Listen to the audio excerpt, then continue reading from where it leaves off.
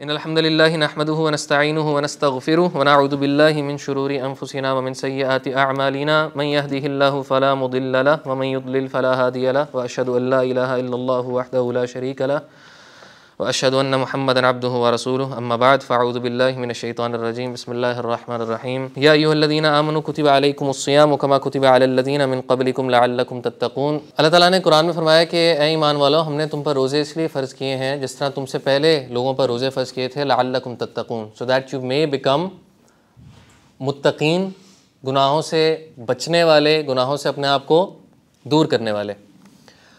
और हमने पिछले उसी लेक्चर में ये बात की थी कि अगर आप इन आयात को देखें ना, जो सूरह बकरा की अल्लाह ने नाजिल की हैं, ये 4-5 आयात हैं और स्टार्ट और एंड रोज़े से ही, रोज़े की बातों से ही हो रहा है। लेकिन रोज़े के अंदर अल्लाह ने स्पेशली 2 चीज़ों का जिक्र किया है।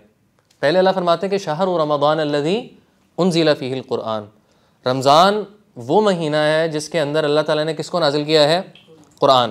पहले अल्लाह ताला कुरान के ऊपर बात करते हैं, फिर दूसरी आयत जो आपने बड़ी मशहूर सुनी हुई है, अल्लाह फरमाते हैं व इज़ा सअलका इबादी अन्नी फ़इन्नी क़रीब।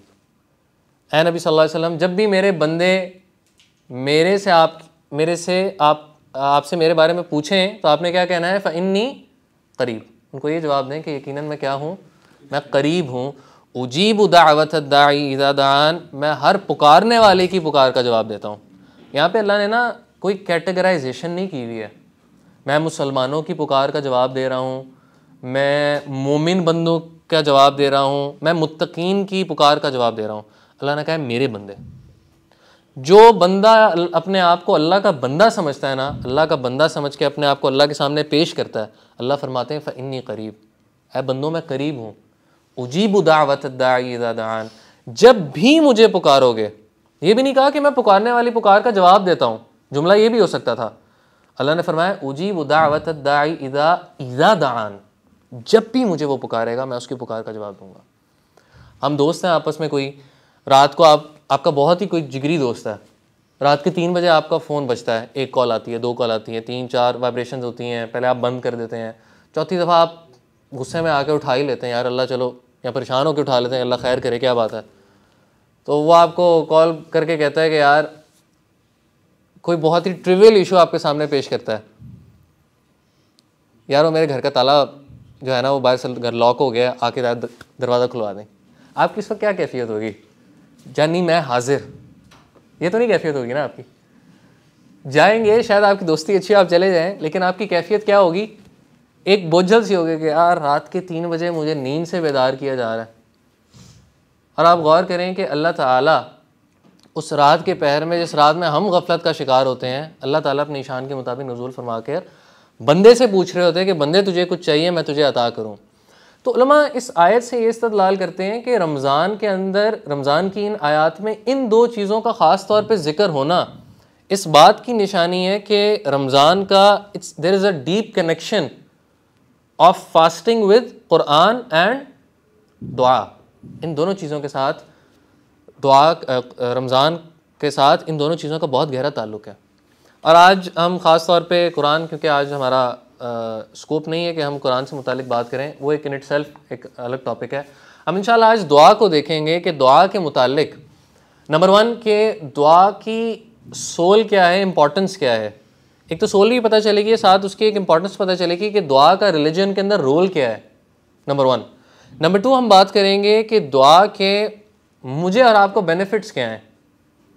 अच्छा, ये जिक्र करते हुए ना बड़ी अजीब बात लगती है कि देखें, हम मांगने वाले हैं, साइल हैं, तो जी मांगने वाले को बेनिफिट्स मिल रहे हैं। जो मांगेगा वो तो अलग मिलेगा, यानी एक तो आप सवाल कर रहे हैं ना कि मुझे ये चाहिए, आपको वो भी मिल रहा है, उसके साथ आपको अलग पर्क्स भी मिल रहे हैं। तो ये बड़ी अजीब बात है, क्योंकि यहाँ पे आप बाहर कोई साइल आ रहा हो, आप कहें यार जो मेरे से मांगेगा उसको तो वो तो मैं दूंगा, जो मेरे से मांग रहा है मैं कुछ एडिशनल भी दूंगा। हमारा तो दिल देते हुए बड़ा बोझल हो रहा होता है, एडिशनल पर्क्स हमने क्या देने हैं। एंड नंबर 3 और लास्ट चीज़ जिसमें हम बात करेंगे कि एटिकेट्स फिर हमें शरीयत ने क्या सिखाए हैं कि अगर हमने अल्लाह ताला से मांगना है तो उन मांगने में अगर हम एटिकेट्स को फॉलो करेंगे, the chances are more high कि हमारी वो पुकार जो है, हमारी वो जो दुआ है वो अल्लाह के नज़दीक क्या हो, कबूल हो। ठीक है भाइयों, सबसे पहले आप जब इंसान अगर हम पहली चीज़ की तरफ आते हैं कि एक तो इसकी सोल क्या है, आप अगर गौर करें दुआ के ऊपर तो दुआ दो चीज़ों को ना की समरी है। नंबर वन इज़ कि इंसान इस चीज़ का इजहार कर रहा है अल्लाह ताला के सामने कि ओ अल्लाह आई एम वीक। अगर आप ताकतवर हैं, अगर मैं ताकतवर हूँ, मुझे किसी और से चीज़ लेने की क्या ज़रूरत है, मुझे और किसी के आगे हाथ फैलाने की क्या ज़रूरत है। अगर आप अपने आप को बड़ा स्ट्रॉन्ग समझते हैं, आप कभी भी किसी के आगे हाथ नहीं फैलाएंगे। दूसरी चीज़, ये इंसान की दिल की पुकार है कि या अल्लाह I am in dire need, अल्लाह मैं ज़रूरतमंद हूँ, मैं तेरा मोहताज हूँ। और यही तीसरी चीज़ इसके अंदर एडिशनल है कि इंसान ज़रूरतमंदी के साथ ये साबित कर रहा है कि अल्लाह ये ज़रूरत मैं खुद से अपनी पूरी नहीं कर सकता, I am all dependent upon you, या अल्लाह मैं तेरा पूरा का पूरा मोहताज हूँ। ये बात इस चीज़ को लाजिम कर रही है। नंबर टू, जो चीज़ दुआ की सोल है वो क्या अपने साथ लेकर आती है कि आप अल्लाह ताला को एक तो ऑल पावरफुल मान रहे हैं, यानी आप उसी से मांगेंगे ना जो आपकी ज़रूरत पूरी करने पर कादिर हो। आप कभी भी उस बंदे से, आपने कभी देखा हो कि जो भिखारी है, एक तरफ कोई पराठो खड़ी हुई हो, एक तरफ रेडी लगा के कोई बाबा जी खड़े हुए हो बुज़ुर्ग से, वो मांगने वाला लैंड क्रूज़र वाले के पास जाने को प्रेफर करेगा कि रेडी पे जाने को प्रेफर करेगा। मैं इसमें अंडरमाइन नहीं कर रहा रेडी लगाने को, लेकिन मैं उसकी चॉइसेस मेंशन कर रहा हूँ। उसको एक तरफ लैंड क्रूज़र नज़र आ रही है और वो देख रहा है यार यहाँ से ज़रा ज़्यादा नोट मिल सकते हैं, बजाय कि इसके कि मैं रेडी वाले बाबा जी के पास जाऊँ जो ख़ुद अपनी दिहाड़ी कमा रहे हैं। तो ये अल्लाह ताला की बाउंटीज़, अल्लाह ताला की मर्सी, अल्लाह ताला की हर उस परफेक्ट एट्रीब्यूट को इंसान तस्लीम कर रहा है जो भी दुआ करते हुए साथ लाजिम होते हैं। और अभी मैं जिक्र करूँगा कि जब आप दुआ करते हैं क्या चीज़ें साथ साथ इम्प्लाई करती हैं। तो ये इंसान की कैफियत होती है दुआ करते हुए, it's the true soul of दुआ। और ये सोल इंसान को तभी महसूस होती है, आपको जब भी कभी कोई चीज़ की अशद ज़रूरत पड़े ना, तब आपको ये कैफियत असल में महसूस होती है। हमारे लिए अनफॉर्चुनेट बात यह है कि हम आम हालात में अल्लाह के सामने हाथ फैलाते ही नहीं हैं इन द फर्स्ट प्लेस। और रहा मुस्तगना, इंसान अपने आप को मुस्तगना समझता है, मुस्तगनी समझता है कि मुझे अल्लाह की ज़रूरत नहीं है। वो हम वर्बली शायद नहीं कह रहे होते, लेकिन हम अपने एक्शन से शो कर रहे होते हैं। जब हम अल्लाह के सामने हाथ फैलाने के लिए टाइम नहीं होता। किसी से पूछो ना यार दुआ की, तो इंसान कहता है मेरी रूटीन के अंदर मुझे दुआ मांगने के लिए टाइम नहीं मिलता। तो दुआ की एसेंस ये है। अच्छा, दुआ इम्प्लाई क्या करती है? आप सुनते हैं एक मशहूर आयत सूरह गाफिर की है, आयत नंबर 60, अल्लाह ताला फरमाते हैं वक़ाल रब्बुकुम उदऊनी अस्तजिब लकुम, तुम्हारे रब ने पुकारा कि मुझे पुकारो, मैं तुम्हारी पुकार का जवाब दूंगा। इन्नल्लज़ीना यस्तकबिरूना अन इबादती सयदखुलूना जहन्नम दाखिरीन। उलमा कहते हैं यहाँ पे आप गौर करें, अल्लाह ने शुरू वाले जुमले में फरमाया है वक़ाल रब्बुकुम उदऊनी अस्तजिब लकुम। उदू, तुम लोग क्या करो, मुझे पुकारो, मैं तुम्हारी पुकार का जवाब दूंगा। उसके बाद अल्लाह फरमाते हैं इन्नल्लज़ीना यस्तकबिरूना अन इबादती, अल्लाह ने इस दुआ को क्या करार दिया है? इबादत। दूसरी हदीस आप सुनते हैं मशहूर, अल्लाह के रसूल सल्लल्लाहु अलैहि वसल्लम ने फरमाया कि अद्दुआ हुवल इबादा। कोई अगर अरबिक ग्रामर जानता हो ना, तो ये जुमला खाली बनना था अद्दुआ उल इबादा, दुआ इबादत है। अल्लाह के रसूल सल्लल्लाहु अलैहि वसल्लम ने उस पर एम्फसाइज़ करने के लिए, मैं कहता हूँ कि ये पेंसिल है और मैं कहता हूँ ये पेंसिल ही है, इसमें क्या फ़र्क है? यानी एम्फेसिस है इस चीज़ का कि ये पेंसिल के अलावा और कुछ नहीं है। दुआ को अल्लाह के रसूल सल्लल्लाहु अलैहि वसल्लम ने क्या फरमाया कि अद्दुआ हुवल इबादा, ये ही तो इबादत है। यानी अगर दुआ इबादत नहीं है तो और क्या इबादत है? और ये दुआ इबादत किस तरह है, इसकी इम्प्लिकेशन की तरफ आते हैं।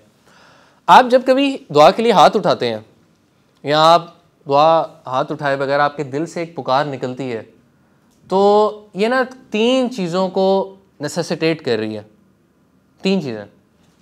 नंबर वन, कि आप जब दुआ के लिए हाथ उठा रहे हैं तो आपको ये यकीन है कि आप जिससे मांग रहे हैं वो आपकी दुआ को क्या कर रहा है? सुन रहा है।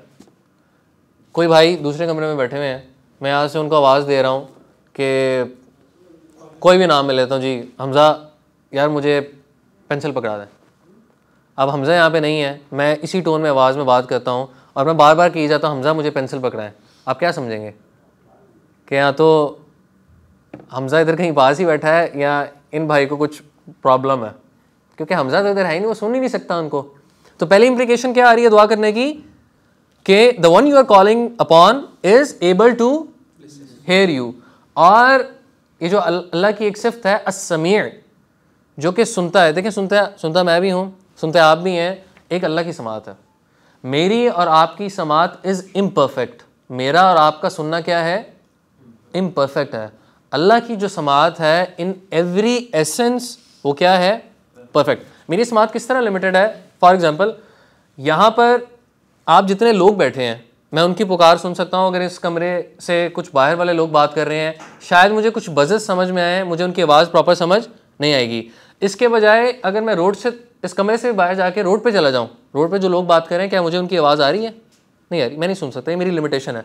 दूसरी लिमिटेशन क्या है, इसी कमरे के अंदर शायद इस तरह के जानदार भी मौजूद हों जिनकी, आपको पता है कि ह्यूमन्स की एक सर्टन फ्रीक्वेंसी होती है फ्रॉम 20 हर्ट्ज़ टू 20,000 हर्ट्ज़, उससे नीचे होगी या उनसे ऊंची होगी तो मैं वो आवाज़ नहीं सुन सकता।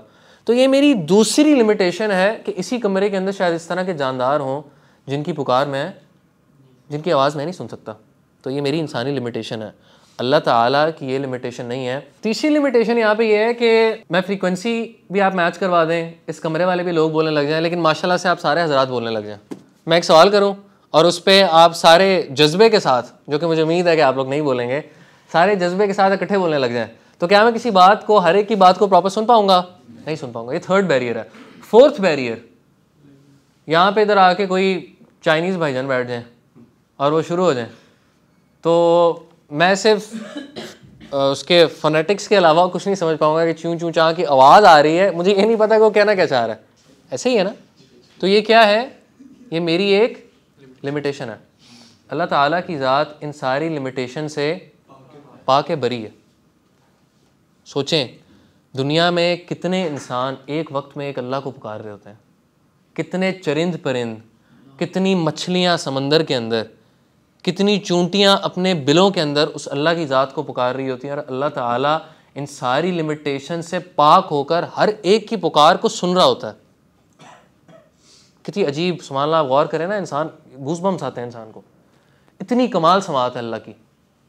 तो ये क्या होगी चीज़, ये नंबर 1 इम्प्लीकेशन है जब मैं दुआ कर रहा हूँ किसी से हाथ उठाकर। ठीक है जी। दूसरी इम्प्लीकेशन क्या आती है, एक बंदे ने आपकी दुआ सुन ली, एक बंदे ने आपकी दुआ सुन ली, अगली इम्प्लीकेशन क्या होनी चाहिए, अगर एक बंदे ने मेरी पुकार सुन ली है, अब क्या उसके अंदर कैरेक्टरिस्टिक्स होने चाहिए कि अल्टीमेट रिस्पॉन्स मुझे आए जी, वो उस चीज़ को देने के लिए कादिर है कि नहीं। ठीक है, ये एक चीज़ है, ये इम्प्लीकेशन है, लेकिन इसको हम थर्ड इम्प्लीकेशन में बात करेंगे। सेकंड इम्प्लीकेशन और किसी के ज़हन में कुछ आती हो, जवाब देना। ठीक है, वो जवाब तो चलें उसी फॉर्म में हो जाएगा कि आपकी दुआ को वो करने पर कादिर है कि नहीं, जब कादिर होगा तब उस पर रिस्पॉन्ड कर देगा। दूसरी इम्प्लीकेशन इसके अंदर जी, उसके दिल में आपके लिए वो हमदर्दी हो, मोहब्बत हो। Very good.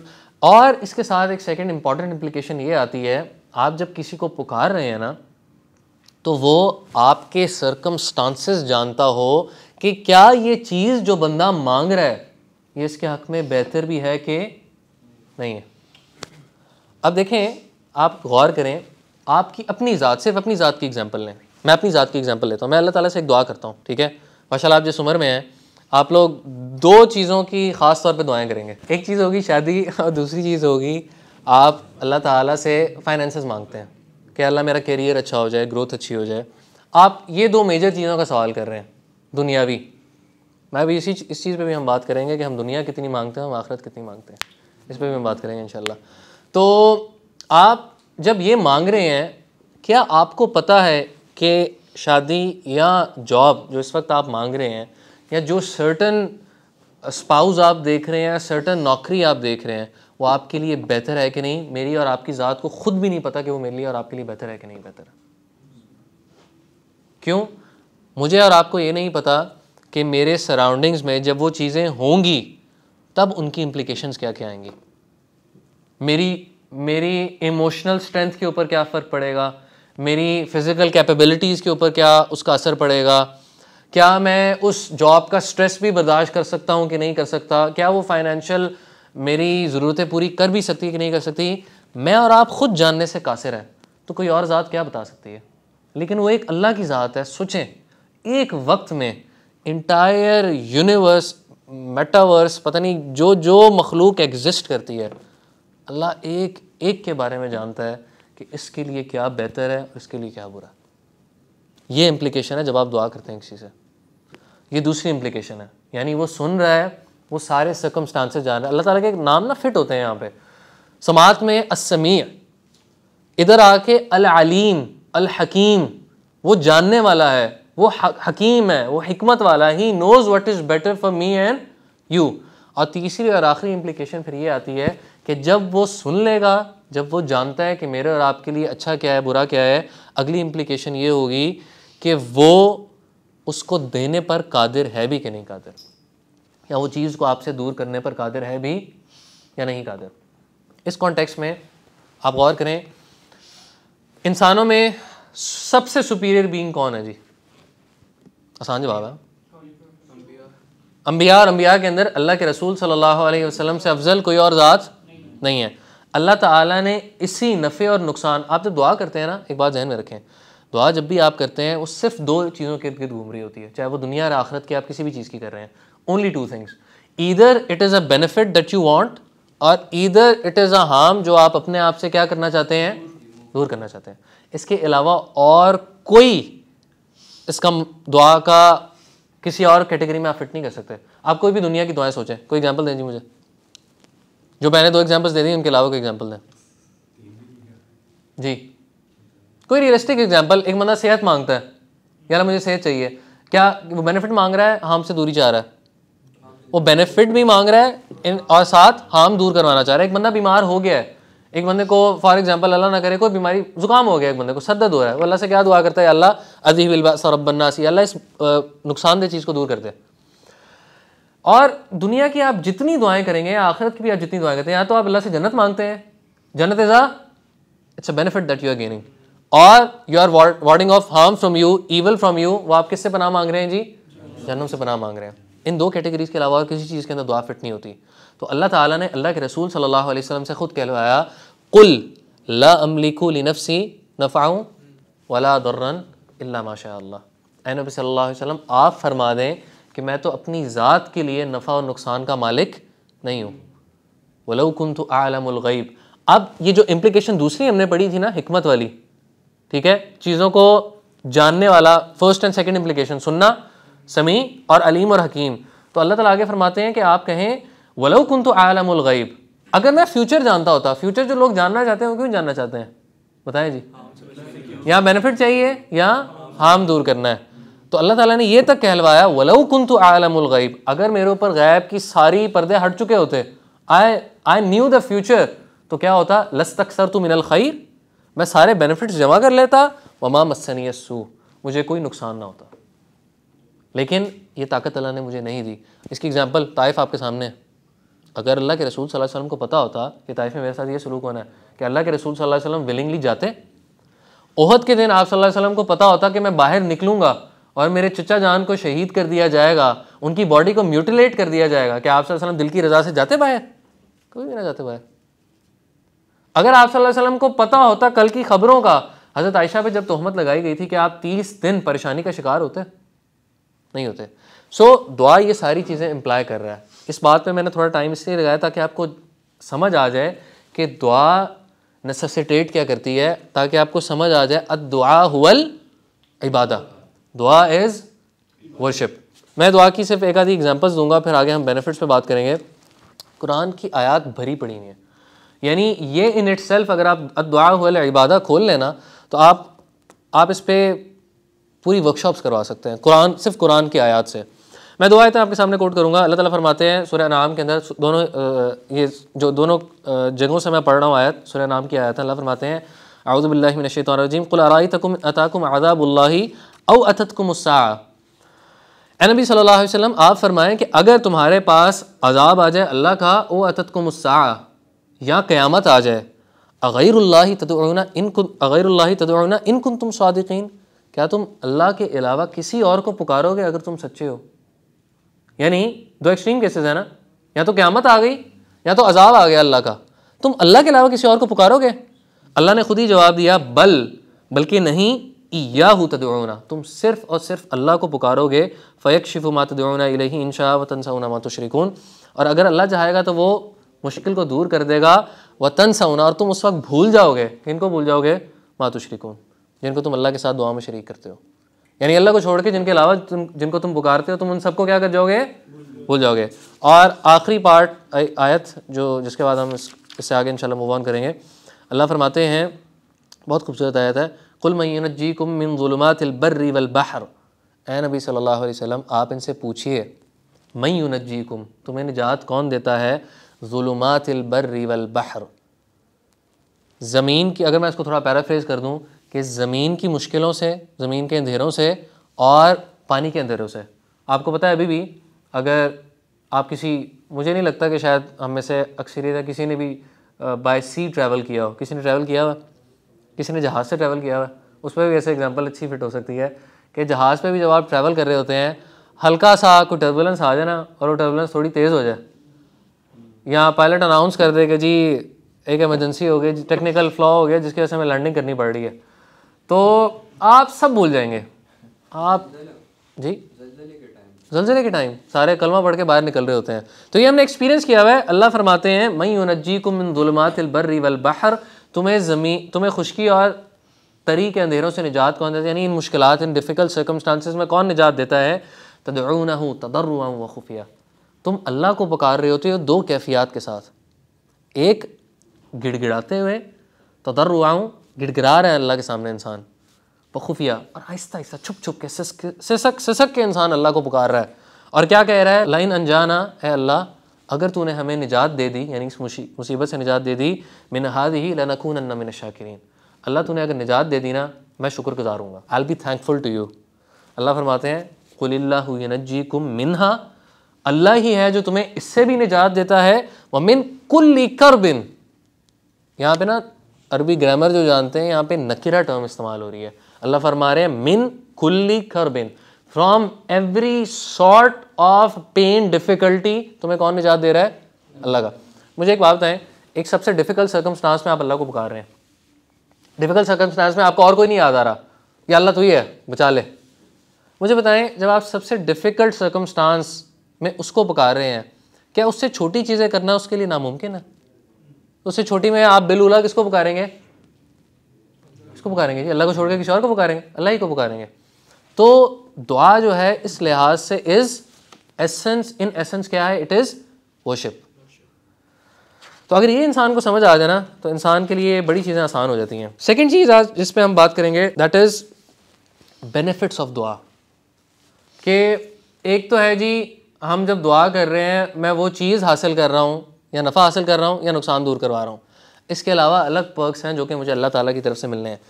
आप गौर करते जाएं, एंड बिलीव यू मी, आप परेशान हो जाएंगे कि अल्लाह ने इस दुआ के अंदर कितनी फजीलतें रखी हैं। उससे पहले थोड़ी समरी करा लेंगे जी, अभी तक हमने क्या बातें की हैं, थोड़ी ज़रा समरी कर दें। मैंने अभी तक मेन किन चीज़ों के ऊपर बात की है, मैंने शुरुआत कहाँ से की थी, सोल, कि दुआ की सोल क्या है। सोल मैंने क्या कहा था जी, किन चीज़ों के इर्द घूम रही है, टू थिंग्स हैं, यानी हमारी वीकनेस, हमारी ह्यूमिलिटी, हमारी आजिज़ी और डायर नीड, और इसके अलावा करने वाला जो है वो बहुत कुछ, इसके अलावा अल्लाह ताला का बिल्कुल उसके ऑपोजिट मामला कि अल्लाह ताला is all powerful, all hearing, all loving. इससे ये साबित हो रहा है, ऑल केयरिंग, ऑल नोइंग, अल्लाह की सारी सिफ़ात, इतनी खूबसूरत सिफ़ात यहाँ से साबित हो रही हैं। तो ये सोल है दुआ की, this is the essence. Number 2 main किस चीज़ पे हमने बात की है, इम्प्लीकेशंस क्या हैं दुआ। जब मैं दुआ यानी हाथ उठा रहा हूँ, इससे मैं प्री एज्यूम क्या कर रहा हूँगा, वो कितनी इम्प्लीकेशंस थी जी, 3। नंबर 1 क्या थी, ही इज़ लिसनिंग, और मैंने आपको लिसनिंग के सामने बैरियर्स का जिक्र किया कि मेरी और आपकी लिसनिंग कितनी लिमिट, और ये हम अशरफुल मखलूक़ात है जिनकी समात इतनी लिमिटेड है। उसमें मैंने 4 लिमिटेशंस आपके सामने रखी। Number 1 limit was distance. Number 2 was frequency, जो मेरी ट्यूनिंग हुई है। Number 3 was language barrier. Number 4 was जब आप इकट्ठे बोलने लग जाएंगे कि तुम इकट्ठे किसी की बात नहीं सुन सकता। तो ये 4 लिमिटेशंस थी। सेकंड इम्प्लीकेशन क्या थी जी जब मैं दुआ कर रहा हूँ? सर्कमस्टांसेस का जानना, वो मैं और आप नहीं जानते, वो सिर्फ अल्लाह की ज़ात जानती है। और इवन मैं और आप खुद नहीं जानते मेरे सर्कमस्टांसेस किस तरह के हैं। और लास्टली इम्प्लीकेशन क्या थी? कि वो देने पर कादिर है। तो ये 3 इम्प्लीकेशंस थी। और फिर मैंने एक साथ बात बताई है कि अद्दुआ हुवल इबादत, दुआ इज़ वर्शिप, और उसको हमने कुरान की कुछ आयतों के साथ जिक्र किया है। अब चलते हैं जी सेकंड लास्ट थिंग की तरफ, दैट इज़ बेनिफिट्स ऑफ दुआ। मुझे और आपको पर्क्स क्या मिलने लगे हैं, गिनते जाएं जी। नंबर 1, अल्लाह के रसूल सल्लल्लाहु अलैहि वसल्लम ने फरमाया लैसा शैउन अकरमा अलल्लाहि तआला मिन दुआ, there is nothing more honourable in the sight of Allah than दुआ। अंबिया अल्लाह ताला को 2 चीज़ों के साथ पुकारा करते थे, रग़बा व रहबा, खौफ के साथ और उम्मीद के साथ पुकारा करते थे। एक खौफ होता था कि मेरे गुनाहों का बोझ है, कहीं मेरी दुआ रद्द ना हो जाए, और एक उम्मीद होती थी कि अल्लाह और तो कोई जगह ही नहीं मांगने की, किससे मांगूँ, आना तो तेरे पास ही है। ला मलजा मिनल्लाहि मिनका इल्ला इलैक, या अल्लाह पनाह भी कोई नहीं तेरे से सिवाय तेरे अलावा। यानी अगर अल्लाह से बचना है, अल्लाह से बच के किसके पास जाना है? अल्लाह से बच के भी अल्लाह के पास ही जाना है। तो ये एसेंस है। तो ये इंसान के ईमान की दलील है। पहला बेनिफिट आपको मिल रहा है जी कि आपको अल्लाह के यहाँ इज्जत मिल रही है जी, आप मुकर्रम बन रहे हैं कि आप अल्लाह से मांग रहे हैं। सवाली हैं, फ़कीर हैं, भिखारी हैं, लेकिन अल्लाह के यहाँ आपका रुतबा जितनी भीख मांगेंगे उतना रुतबा बढ़ जाएगा। दूसरी चीज़, दुआ असल इबादत है। आप जितनी दुआ कर रहे हैं आप उतनी ज़्यादा इबादत कर रहे हैं अल्लाह की। तीसरी चीज़, ये आपके ईमान को बढ़ा रही है। चौथी चीज़, जब आप दुआ करते हैं आप अल्लाह ताला के गोया फरमा बरदार बन रहे हैं। क्यों? अल्लाह फरमाते हैं वक़ाल रब्बुकुम उदऊनी, अल्लाह ने हुक्म दिया उदऊनी, मुझे पुकारो। वइज़ा सअलका इबादी अन्नी फ़इन्नी क़रीब उजीबु दाअवतद दाई इज़ा दाअन, ये तो पुकारने का जवाब देने वाला रब है। उन्होंने तो हुक्म दिया कि मुझे पुकारो। वदऊहु मुख़लिसीना लहुद्दीन, अल्लाह फरमाते हैं मुझे पुकारो, खालिस होकर मुझे पुकारो। तो यानी जब आप दुआ करते हैं तो आप गोया अल्लाह ताला की फरमाबरदारी कर रहे हैं। पांचवी चीज़, उलमा इसी आयत से इस्तदलाल कर देते हैं, रमज़ान वाली आयत से, कि दुआ करने से इंसान, एक तो अल्लाह ताला के यहाँ इज़्ज़त मिल रही है, दूसरा अल्लाह ताला के ये बंदा करीब हो रहा है। किस तरह? व इज़ा सअलका इबादी अन्नी फ़इन्नी क़रीब उजीबु दाअवतद दाई इज़ा दाअन। उलमा कहते हैं अल्लाह ने कहा है कि मैं करीब हूँ। किस बंदे के करीब हूँ जी? पुकारने वाले। यानी आप जितना पुकारते जाएंगे आप अल्लाह ताला के उतने करीब होते जाएंगे।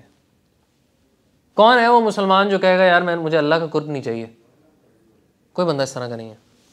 तो जितनी दुआ मैं और आप कर रहे हैं उतना मैं और आप अल्लाह के क्या हो रहे हैं? करीब हो रहे हैं। ये 5 बेनिफिट्स। नंबर 6 इज, दुआ जो है ना वो अल्लाह ताला की जनरोसिटी हमारे लिए लेके आती है।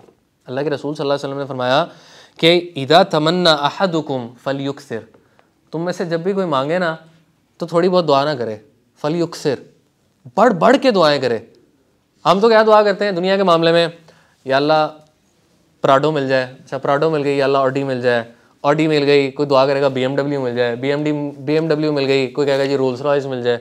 ठीक है, कमाना शुरू करेंगे, 50,000 की नौकरी लगी, या अल्लाह लाख की नौकरी मिल जाए, लाख की मिली, या अल्लाह 2 लाख की मिल जाए। अच्छा, दुनिया के मामले में ये है, जिस तरह अभी एक भाई ने कहा शादी एक होगी तो क्या दुआ होगी जी? दूसरी हो जाए। यानी आप दुनिया के मामले में क्या चाह रहे हैं? कसरत चाह रहे हैं। और यही जब आखिरत की बात होती है क्या जवाब मिलता है? ओ जी बस जन्नत ही जी चली जाइए, बड़ी गल है। सुभान अल्लाह। दुनिया के लिए आपका विजन ये है, you are aiming A star, और आखिरत के लिए आप क्या करें? बस D मिल जाए यार मुझे। कितनी अजीब बात है ना। और देखिए इसके अंदर कितनी, एक तो एरोगेंस है, अगर आपने सारी पिछली बातों पे गौर की है। एरोगेंस इस लिहाज से कि आप समझ रहे हैं कि यार I don't need what Allah has prepared, मुझे नहीं चाहिए, मैं छोटे पे भी राज़ी हूँ। बड़ा तुम राज़ी हो यार, दुनिया पे तुम राज़ी नहीं हो, आखिरत में बड़ा राज़ी हो जाओगे। ठीक है, इससे ये साबित होता है कि हमारा आखिरत पे यकीन कितना है। अगर आखिरत पे इंसान का यकीन हो ना, और पता हो कि जन्नत के क्या दर्जात, या आखिरी बंदा जो जाएगा जन्नत में वो पता है किस तरह जा रहा होगा। आपने मशहूर हदीस सुनी हुई है, इसको जहन्नम से बाहर निकाला जाएगा। बड़ी लंबी हदीस है, उसका मैं समरी आपके सामने रखता हूँ। जहन्नम से बाहर निकाला जाएगा और उसका मुंह फेस कर रहा होगा जहन्नम की आग को, वहाँ से उसकी तपिश आ रही होगी। ये बंदा कहेगा थोड़े अरसे के बाद, या अल्लाह जहन्नम से बाहर निकाल दिए, इसकी तपिश मेरे मुंह पर लग रही है, अल्लाह मेरा मुंह मोड़ दे, थोड़ा जलता है मुंह यहाँ से। अल्लाह कहेगा आदम के बेटे अगर मैं तुझे अता कर दूंगा कुछ और मांगेगा? ला वल्लाह, या अल्लाह तेरी कसम कुछ नहीं मांगूंगा। बस मेरा मुंह फेर दे, अल्लाह इसका मुंह फेर देंगे। मुंह फेरेंगे तो दूर इसको जन्नत नज़र आ रही होगी, बड़ा देर सब्र करता रहेगा। एक पॉइंट पे आके कहेगा अल्लाह तूने जहन्नम से निकाल दिया, मुंह मोड़ दिया, थोड़ा आप जन्नत के पास ही कर दे, चल अंदर नहीं डाल रहा, थोड़ा नज़ारा करवा दे जन्नत का। अल्लाह कहेंगे आदम के बेटे तो कितना मतलब क्या अल्फाज मान ला इस्तेमाल करे बंदा कि आदम के बेटे तेरा क्या लेवल है कि तू पहले मेरे से क्या कह रहा था, मयार चेक करना अपनी बात का, मेरे से कसम खा के कह रहा था कि मैं और कुछ नहीं मांगूंगा, लेकिन आप कह रहे करीब कर दे, तो अल्लाह ताला कहते हैं चल ये भी देता हूँ तुझे, उसको जन्नत के पास कर दिया जाएगा। अब आप बताएं मुझे, बंदा जहन्नम से बाहर आ गया है, जन्नत के अब इतने पास चला गया है, अब अगली ख्वाहिश क्या होगी जी, जन्नत डाल दे। कहेगा अल्लाह, सब्र करेगा, हदीस में आता है सब्र करेगा, लेकिन एक पॉइंट पर आकर अल्लाह से कहेगा अल्लाह जब तूने इतना करीब कर दिया है ना, अल्लाह तेरी रहमत इतनी बड़ी है अल्लाह, और मुझ गुनहगार को भी इस जन्नत में डाल दे अल्लाह। अल्लाह ताला इसको कहेंगे जा तेरे लिए दुनिया, मैं अर्थ की बात नहीं कर रहा, मैं यूनिवर्स की बात नहीं कर रहा, मैं इस पूरी गैलेक्सी की बात नहीं कर रहा, ये एक कायनात की बात हो रही है। पता नहीं अल्लाह ताला वो कितनी बड़ी अता कर रहा है उसको, दुनिया वमा फीहा जैसी 10 दुनिया, और दुनिया के अंदर जितने ख़जाने हैं उसको 10 से मल्टीप्लाई कर दे, ये मैं तुझे देता हूँ। कुछ हदीसों के अंदर आते हैं बंदा पहले जन्नत के अंदर जाएगा, कहेगा अल्लाह जन्नत तो भर चुकी है, जगह ही नहीं है, तो अल्लाह कहेंगे तेरे लिए सेपरेट दुनिया और दुनिया जैसी 10 और दुनिया है तेरे लिए। तो बंदा कहेगा या अल्लाह तू इतना बड़ा मालिक बादशाह मेरे साथ मजाक कर रहा है कि मैं आखिरी बंदा और मुझे 10 दुनिया जैसी दुनिया अता कर रहा है। तो अल्लाह ताला मुस्कुराएंगे, हदीस में आता है कि अल्लाह के रसूल सल्लल्लाहु अलैहि वसल्लम मुस्कुराए, ये अल्लाह की बादशाही है, ये अल्लाह का करम है कि अल्लाह जन्नत के अंदर आखिरी बंदा जो जा रहा है उसको ये अता कर रहा है। तो मैं और आप इतने थोड़े पे सेटल क्यों हो जाए? अल्लाह के रसूल सल्लल्लाहु अलैहि वसल्लम ने क्या फरमाया, जब भी अल्लाह से मांगो किस चीज़ का सवाल करो, फिरदौस का सवाल करो, क्योंकि जन्नत के आपको पता है 100 लेवल्स हैं, और एक लेवल और दूसरे लेवल का फ़र्क कितना है कि नीचे वाला ऊपर वाले को इस तरह देख रहा होगा जिस तरह मैं और आप सितारों को देखते हैं, इतना फ़र्क होगा। तो दुनिया में ऑडी चाहिए, बिजनेस चाहिए, फार्म हाउसेज चाहिए, आखिरत में जी बस जन्नत में चले गए तो चले गए। तो ये साबित करता है कि इंसान एक तो एरोगेंट है और इंसान को अल्लाह की कदर समझ ही नहीं आई, अल्लाह की रहमत की समझ ही नहीं आई कि अल्लाह की रहमत कितनी वसी है। तो इसीलिए अल्लाह के रसूल सल्लल्लाहु अलैहि वसल्लम ने फरमाया कि इज़ा तमन्ना अहदुकुम फलयुक्सिर, जब भी तुम मांगो तो अल्लाह से कसरत के साथ बहुत ज़्यादा मांगो। फ़इन्नमा यसअलु रब्बहु अज़्ज़ा वजल, क्योंकि तुम अपने रब से मांग रहे हो, रब्बे अज़्ज़ा वजल से मांग रहे हो, ये बहुत देने वाला रब है तुम्हारा। 6 बेनिफिट्स हो गए। 7वां बेनिफिट, ये मेरी और आपकी आजिज़ी अल्लाह के सामने ज़ाहिर करती है, जो कि अल्लाह ताला को मकसूद है। शैतान ने क्या किया था अल्लाह के सामने? शैतान ने अल्लाह के सामने किबर किया था। किबर शैतान की सिफ़त है, और हदीस में आपने क्या सुना हुआ है कि जिस बंदे के दिल के अंदर मस्टर्ड के सीड के बराबर भी किबर होगा, ये बंदा जन्नत में दाखिल नहीं होगा। तो जब आप दुआ करते हैं ना, आप अपने आपको अल्लाह के सामने आजिज़ कर रहे हैं। जिस तरह आयत मैंने आपके सामने पढ़ी, वक़ाल रब्बुकुम उदऊनी अस्तजिब लकुम इन्नल्लज़ीना यस्तकबिरूना अन इबादती। दुआ ना करना क्या है, अल्लाह ने कहा क्या करा दिया? तकब्बुर है, ये इस्तिकबार है ये। तो जब आप दुआ करते हैं तो आपको बेनिफिट ये हासिल होता है कि आप आपको अल्लाह के सामने क्या कर रहे हैं? आजिज़ कर रहे हैं। 8वां बेनिफिट, अल्लाह के रसूल सल्लल्लाहु अलैहि वसल्लम ने फरमाया, अजीब हदीस है, हम जिक्र कर चुके हैं कि मल्लम यसअलिल्लाह यग़दब अलैहि, जो बंदा अल्लाह से सवाल नहीं करता अल्लाह इस पर गुस्सा हो जाता है। दुनिया में आप लोगों से मांगेंगे तो गुस्सा हो जाते हैं, अल्लाह के साथ टोटल ऑपोजिट रूल है, आप अल्लाह से नहीं मांगेंगे तो अल्लाह ताला आप पे गुस्सा हो जाएंगे। और उलमा कहते हैं कि इस हदीस से साबित होता है, क्योंकि अल्लाह ताला को नाराज़ करना गुनाह है, तो अल्लाह को राज़ी करना क्या है? फ़र्ज़ है। इससे साबित होता है कि दुआ करना क्या है? दुआ करना फ़र्ज़ है। 8 बेनिफिट्स। 9वां बेनिफिट इज़ कि अल्लाह के रसूल सल्लल्लाहु अलैहि वसल्लम से एक दफ़ा हज़रत आयशा ने पूछा एक बंदे के बारे में, मक्का का एक बंदा था इब्न जुदआन। वो क्या किया करता था? वो बहुत ज़्यादा ना स्पेंड किया करता था, लोगों के गरीबों में बहुत ज़्यादा खर्च किया करता था। तो हज़रत आयशा ने एक दफ़ा अल्लाह के रसूल सल्लल्लाहु अलैहि वसल्लम से पूछा कि अल्लाह के रसूल सल्लल्लाहु अलैहि वसल्लम इब्न जुदान का क्या बनेगा, क्योंकि वो तो बहुत ज़्यादा लोगों को खिलाने वाला, बहुत ज़्यादा लोगों का ख्याल करने वाला था। तो अल्लाह के रसूल सल्लल्लाहु अलैहि वसल्लम ने फरमाया कि आयशा, उसका ये सारा खिलाना पिलाना उसके किसी काम नहीं आएगा। क्यों?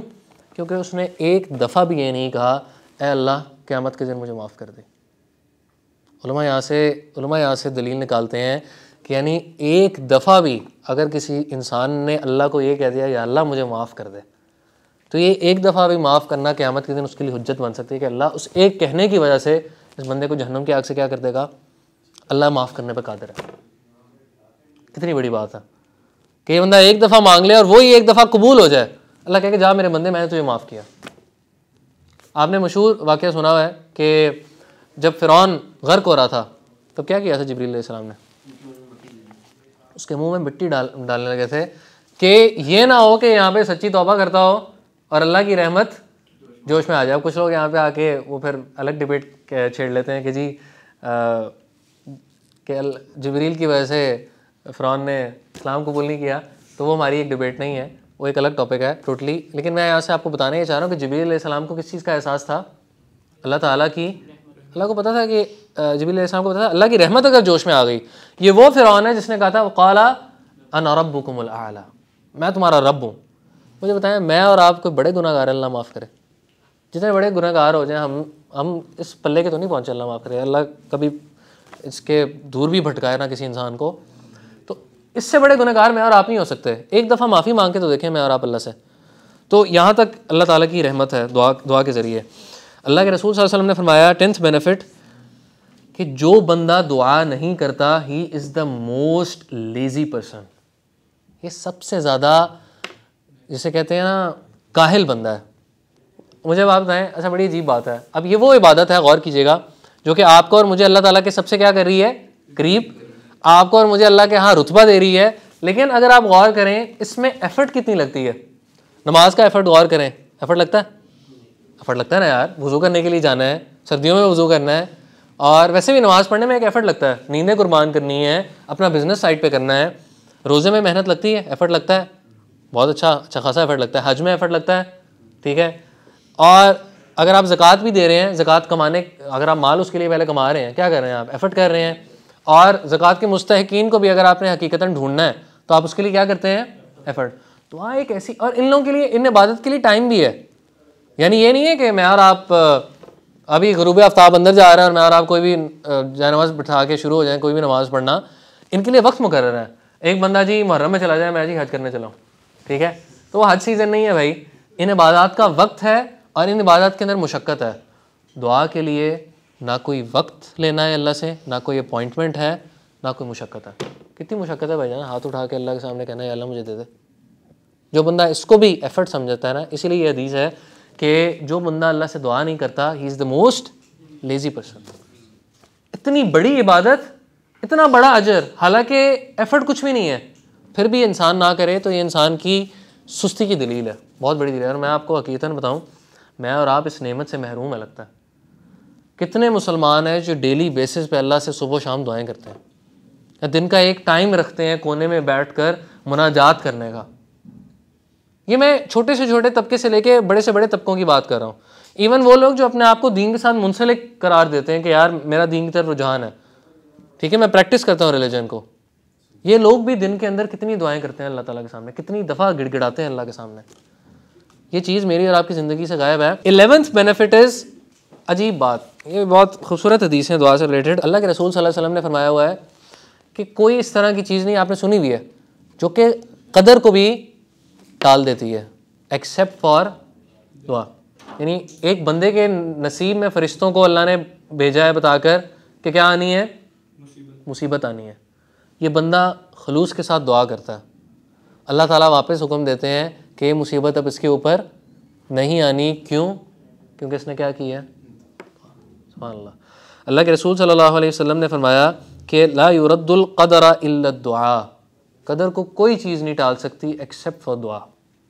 इतनी पावर है आपके दिल से हुए निकले हुए कलमे की। इकबाल ने कहा था ना, दिल से जो बात निकलती है असर रखती है, पर नहीं ताकत परवाज़ मगर रखती है।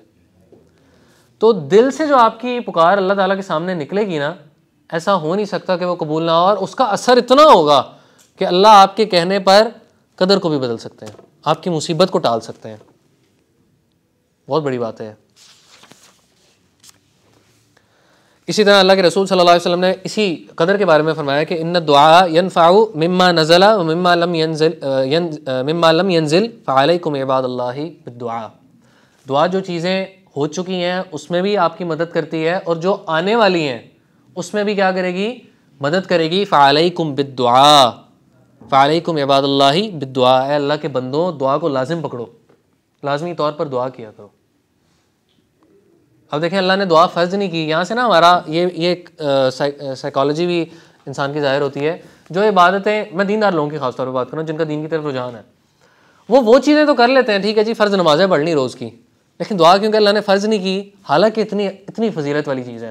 इंसान कहता है, यानी फ़र्ज़ से मुराद उसके लिए कोई स्पेसिफिक टाइम अल्लाह ने मुकर्रर नहीं किया, तो इंसान क्या करता है कि जाने दो यार, दुआ कर लेंगे, अभी नहीं की, कभी नहीं की, बाद में कर लेंगे।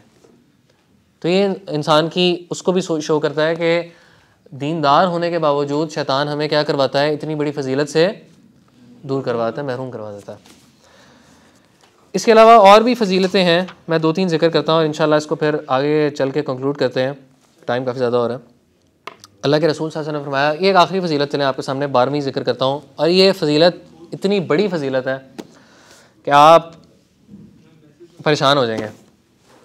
अल्लाह के रसूल सल्लल्लाहु अलैहि वसल्लम ने फरमाया कि मन फुतिह लहु मिनकुम बाबुद्दुआई फुतिहत लहु अबवाबुर्रहमा, जिस बंदे के लिए दुआ का दरवाज़ा खुल गया, इस बंदे के लिए गोया अल्लाह की रहमत के दरवाजे खुल गए। यानी जिस बंदे को दुआ की तौफीक मिलना शुरू हो गई है ना, इस बंदे के ऊपर अल्लाह की क्या नाजिल हो रही हैं, रहमतें। क्यों? दुआ मांगने से 2 बेनिफिट्स मिल रहे हैं। एक तो बंदा जो चाह रहा है वो भी मिलता जाएगा, इसकी साथ फजीलतें भी अल्लाह इसको देना चाह रहे हैं। यानी अगर मैं और आप दुआ करने वाले बन गए हैं ना, तो अल्लाह ताला की रहमतों के दरवाजे मेरे लिए खुल गए। और इसका ज़रा ऑपोजिट इमेजिन करें, जो बंदा दुआएं करने जिसने छोड़ दी हैं, गोया अल्लाह की रहमत के दरवाजे उसके ऊपर बंद हुए हैं, अल्लाह की रहमत से महरूम है। तो इसीलिए इस रहमत के दरवाजे को मैं और आप अपने ऊपर बंद ना करें। इसके बाद भाइयों कुछ प्रैक्टिकल एटिकेट्स हैं जो कि अल्लाह के रसूल सल्लल्लाहु अलैहि वसल्लम ने बताए हैं, उसकी तरफ मैं सिर्फ इशारा करूँगा। और ये देखें, अहमियत बताने का मकसद क्या होता है। अगर आपको पता चल जाए ना किसी चीज़ की इम्पोर्टेंस क्या है, इम्पोर्टेंस जानने के बाद आप उसके बराबर उसके लिए एफर्ट करते हैं। अगर आपको पता ही नहीं ना कोई चीज़ इंपॉर्टेंट नहीं है, आप कभी भी उसके लिए मेहनत नहीं करते। या तो हमें ये नहीं पता कि दुआ की इंपॉर्टेंस क्या है, जो कि हमने जान ली है, और अगर जान ली है फिर भी ना करना हमारी सुस्ती की अलामत है, हमारे ईमान के कमज़ोर होने की निशानी है। तो उसके बाद सिर्फ ये बुनियादी कुछ एटिकेट्स नोट कर लें जो कि अल्लाह के रसूल सल्लल्लाहु अलैहि वसल्लम ने हमें सिखाए हैं।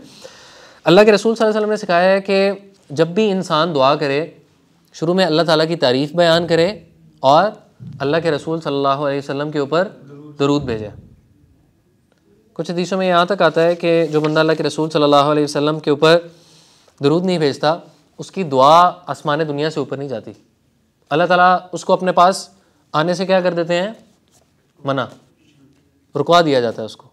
तो अल्लाह की तारीफ़ बयान करें, उसके बाद अल्लाह के रसूल सल्लल्लाहु अलैहि वसल्लम के ऊपर दरूद भेजा करें। इसके अलावा हदीस आप नोट करें कि अल्लाह के रसूल सल्लल्लाहु अलैहि वसल्लम ने फरमाया कि इन्ना रब्बकुम तबारक व तआला हय्युन करीम, तुम्हारा जो रब है ना, तुम्हारा रब ज़ुल जलाल जो है वो बहुत हया वाला है, बहुत करम करने वाला है। किस तरीके से? यस्तही, अल्लाह को हया आती है, मिन अब्दिही, अपने बंदे से, अल्लाह को बंदे से हया आती है। इज़ा रफ़अ यदैहि इलैहि अन युरद्दहुमा सिफ़रा, कि बंदा उसकी तरफ हाथ उठाए और अल्लाह इसके हाथों को खाली लौटा दे। अल्लाह को हया आती है अपने बंदे से कि बंदे तू हाथ उठाए और मैं तेरे हाथ को खाली लौटा दूँ, मुझे हया आती है। लेकिन मेरे और आपके गुनहगार हाथ हैं कि अल्लाह के सामने उठने को आते ही नहीं है। आखिरी दफ़ा कब थे?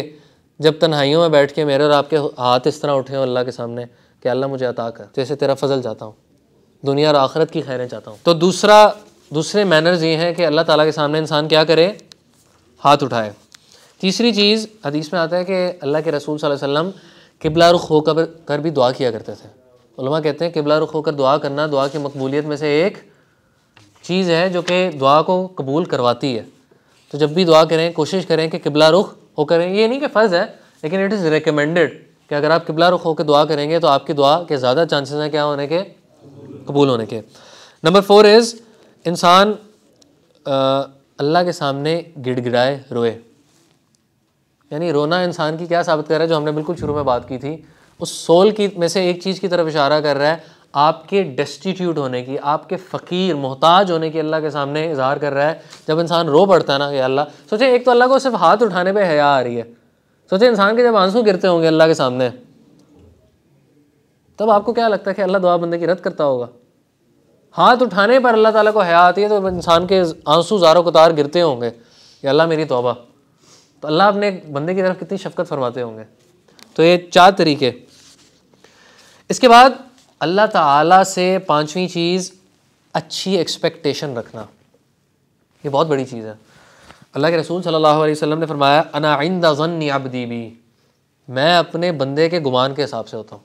यानी जिस तरह वो मेरे बारे में गुमान करता है ना, अगर फॉर एग्जांपल आप दुआ के लिए हाथ उठा रहे हैं, आपका दिल कह रहा है कि यार दुआ कबूल नहीं होनी, तो दुआ कबूल नहीं होगी। क्यों? आपका ज़न्न ही अल्लाह के बारे में बुरा है, आपको अल्लाह की कुदरत पर शक है, यहाँ अपने गुनाहों के ऊपर बहुत ज़्यादा यकीन है। आपके गुनाह बड़े हैं कि अल्लाह की रहमत बड़ी है? अल्लाह की रहमत बड़ी है, तो अल्लाह की रहमत क्यों जोश में नहीं आएगी? तो अना इंदा ज़न्नी अब्दी बी व अना माअहू इज़ा दआनी, मैं अपने बंदे के साथ हूँ जब भी ये बंदा मुझे क्या करेगा? पुकारेगा। और दूसरी हदीस में आता है, अजीब हदीस है, गौर करें, ला यमूतन्ना अहदुकुम इल्ला व हुवा युहसिनुज़्ज़न्न बिल्लाह।